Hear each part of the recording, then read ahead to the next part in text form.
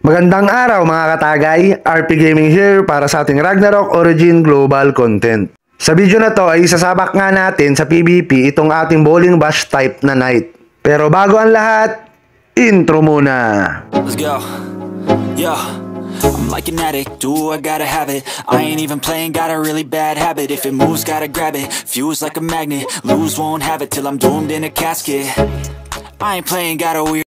So yun nga mga katagay, kumusta na kayo? Happy weekend pala sa lahat. Mag-redeem pala muna tayo ng mga new codes.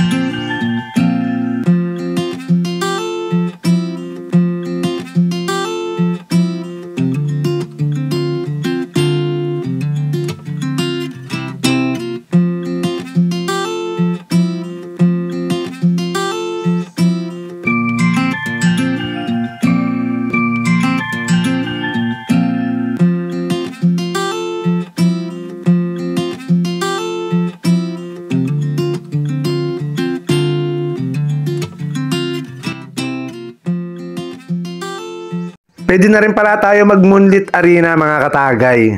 Sa ngayon ay pwede tayong solo game lang muna rito. Kahit hindi muna kayo humanap ng party. Bot lang din naman kasi makakalaban natin sa loob. Ewan ko, baka trial lang nila. Hindi ko lang din kasi alam kung anong rank mo para makalaban natin yung kapwa natin player. Bali, tinapos ko lang lahat ng quest, tas kinuha ko lang tong 550 na Moonlit coin. Mga 7 laban lang yun. Mabilis lang din naman matapos.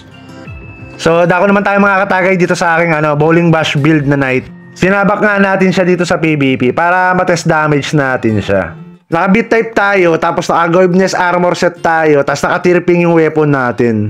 Ang stat natin dyan, beat dex slack. Ang naging problema natin dito is sobrang hina ng damage natin. Kaka-bowling bash ko dun sa kalaban natin ay pausog pa siya ng pausog. Dahil dun ay nagkakaroon pa siya ng espasyo para makatira sa atin at makabawi ng damage. At isa pa, kailangan ko rin yung manual na ilapat yung karakter ko dun sa kalaban pagkatapos niya mag-bowling bash. May delay din kasi.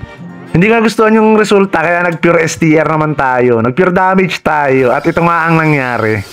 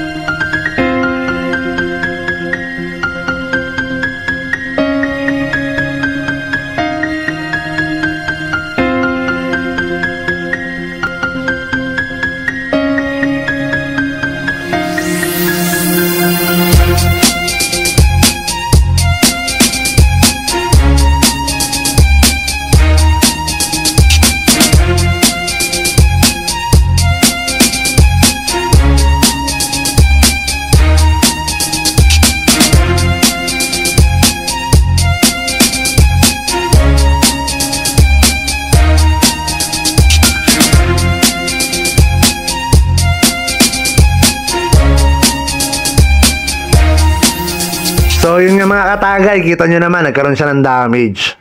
Pero hindi ko siya nire-recommend na gawin nyo tong gantong build. It's a big no-no, napakalambot nito, wala tong magagawa sa mga team fight. Lalo na sa buho, bago pa ito makalapit sa kalaban, dead ball na to. Pag minamalas-malas ka pa, magkakaroon ka ng kasalubong na pali, di patay ka kagad. So yun lang, pinakita ko lang sa inyo na hindi talaga pwede ang Bowling Bash build dito sa Ragnarok Origin Global. Ang inenext ko pala ay mag-spear type naman ako. Maghahunt lang muna ako ng weapon tapos lipat na tayo sa spear type.